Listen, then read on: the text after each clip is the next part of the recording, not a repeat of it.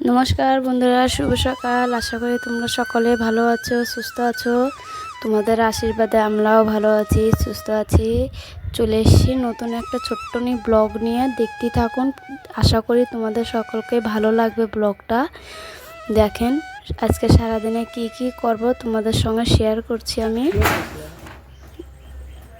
দেখার জন্য অনুরোধ রইল তোমাদের সকলকে জানাই, পুরো ব্লগটা দেখবার। চলে এসেছি সকাল সকাল, এখন বাজে সকাল 6টা। যে আমাদের এদিকে তো সকাল 6টার সময় রাস্তার দিকে যেতে হয়, নাহলে কোনো মাছওয়ালা সবজিওয়ালা পাওয়া যায় না।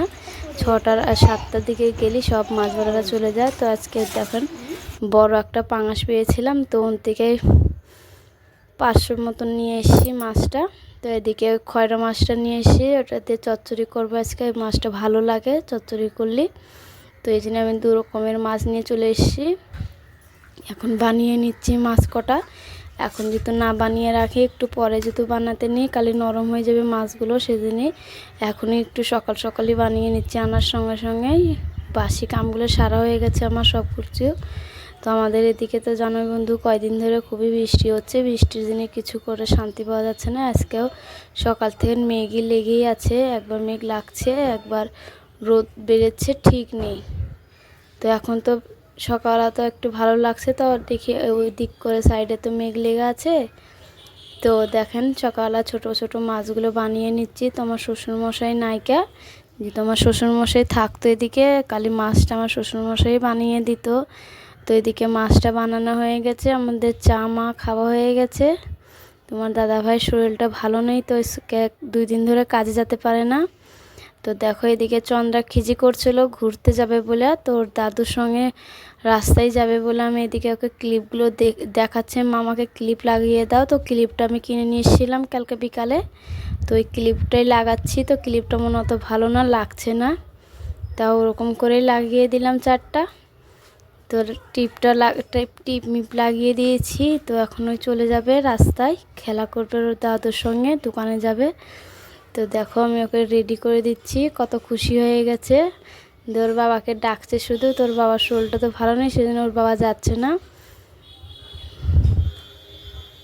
আমাকে এমনিতে ছোট ছোট ছেলে পেলেদের সাজা দিতে ভালোই লাগে, লেকিন দুষ্টুমি করে, সাজাতে নিলে মেলাটা টাইম লেগে যায়। তো ওকে রাস্তায় চলে গেল আমার শ্বশুরমশাইয়ের সঙ্গে, দাদুর সঙ্গে। তো এদিকে আমি বিছনাটা একটু গুছিয়ে নিচ্ছি, মেলা দিন ধরে বিছনা চাদরটা পাল্টাতে পারি না বৃষ্টির দিনে। তো আজ তো একটু একটু হালকা হালকা বৃষ্টি হচ্ছে, তাও চাদরটা চেঞ্জ করে দিয়ে বললাম যে কালি বিছনাটা চাদরটা ধুয়ে দেবো, আজকের মতন তো চেঞ্জটা করে নিই। তো দেখেন এদিকে আমি সব কিছু গুছিয়ে নিচ্ছি। তো বৃষ্টির দিনে আমাদের এদিকে ভালো একটু একটু হালকা হালকা ঠান্ডা পড়েছে, তো ওই জন্য কম্বলগুলো লাগে। ছোটো বাচ্চা আছে, পাংখাটা বন্ধ করে দিলি। তো এদিকে আমি বাকি কাজগুলো সেরে নিচ্ছি, বারান্দাটা ভালো করে ঝাড় দিয়ে নিচ্ছি। চানটা করার আগে সব কাজগুলো আবার সেরে নিয়ে চান ধান করে তাহলে ভাতটা চাপাতলে অসুবিধা হবে না। শুভঙ্কর স্কুল থেকে চলে এসে খেলা করছে। শুভঙ্কর তো চলে গেছে ওর বন্ধুদের সঙ্গে খেলা করার জন্যই। তো এদিকে চন্দ্রা আছে, তোমার দাদা ভাই আছে। তো চানটার ঘরের কাজগুলো সারা হয়ে গেল। তো এদিকে আমি সবজিটা বানিয়ে নিচ্ছি আগেই, দিয়ে চানটা করে আসলে ভালো হবে না, সুবিধা হবে না। তো দেখেন আজকে পাঙাশ মাছ রাঁধবো, তো পাঙাশ মাছের সঙ্গে আলুটা বানিয়ে দিচ্ছি, আলু বানাবো আজকে। আর ছোটো মাছের চচ্চড়িটা করবো। তো 2 রকমের জিনিসই করব, বেশি জিনিস করব না। এদিকে ঢ্যাঁড়সটা দেখছো, ঢ্যাঁড়সটা কালকে ভাজবে বলে আজকে রেখে দিলাম এরকমভাবেই ঢ্যাঁড়সটা।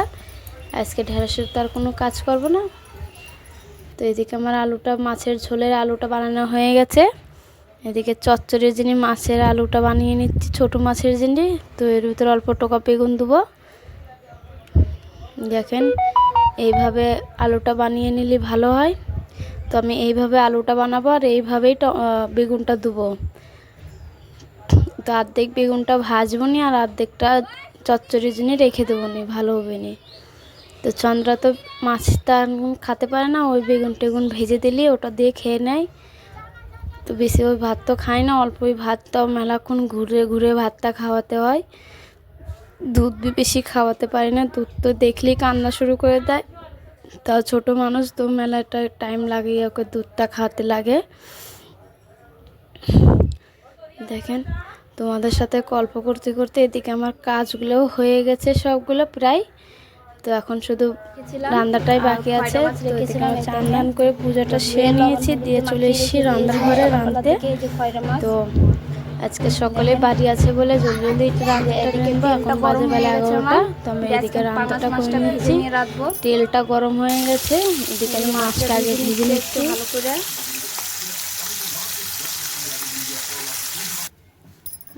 তেলটা গরম হয়ে গেছে, মাছটা নামিয়ে নিয়েছি। এখন জিরাটা সম্বার দিয়ে নিচ্ছি, আলুটা সম্বার দেবো। এখন যে লঙ্কাটা বেটে নিয়েছিলাম দিয়ে দিয়েছি তরকারিতে।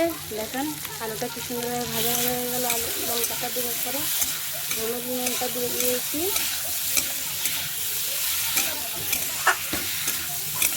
আর একটু কষিয়ে নিয়ে ঝোলটা দিয়ে দেবো। তারপরে 5 মিনিট পরে মাছটা ছেড়ে দেবো আমি। এদিকে ঝোলটা দিয়ে দিয়েছি, মাছটা ছেড়ে দিলাম। এদিকে জিরেটা বাটি নেবো আমি। এখন গরম মশলা দিয়ে জিরেটা বেটে দিয়ে নিয়ে একটু পরে দিয়ে দেবো, 10-15 মিনিট পরে ফুটিয়ে নামিয়ে নিয়েছি। এখন চচ্চড়িটা করে নেবো। কাঁচা লঙ্কাটা ফিরে নিয়েছিলাম আগের থেকে নিয়ে। এদিকে তো তেলটা গরম হয়ে গেছে, দিয়েছিলাম আগে।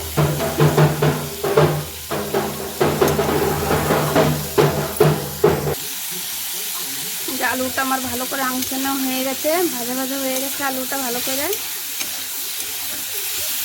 তো এই যে মাছটা তো আমি ভাজিনি, এরকমই দেবো। আঁচিয়ে রাঁধলে মাছটা আঁচিয়ে রাঁধলে ভালো লাগে।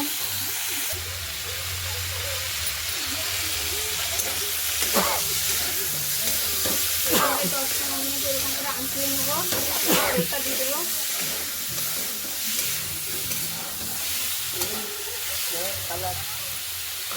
কালারটা কি সুন্দর হয়েছে পাঙাশ মাছের। তরকারিটা হয়ে গেলে সন্ধ্যার জন্য 2টা বেগুন কাটিয়েছি, এই দুটো ভেজে দেবো, তাই রান্না হয়ে যাবে।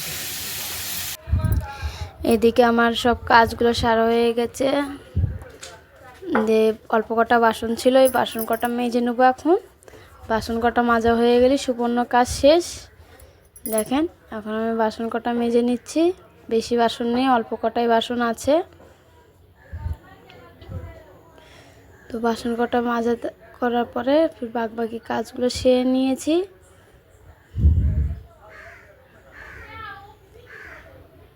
যদি ভালো লেগে থাকে অবশ্যই কমেন্টে জানাবেন, সাবস্ক্রাইবটা করে দিবেন। দেখেন এদিকে সম্পূর্ণ কাজ সেরা হয়ে গেছে, এদিকে রান্নাবাড়ি হয়ে গেছে। তোমার দাদা ভাই চলে এসছে। তো এদিকে আমি ভাতটা বেরিয়ে দিয়েছি। তো এখন মাছটা দেবো। দেখেন তরকারিটা দিয়ে দিচ্ছি।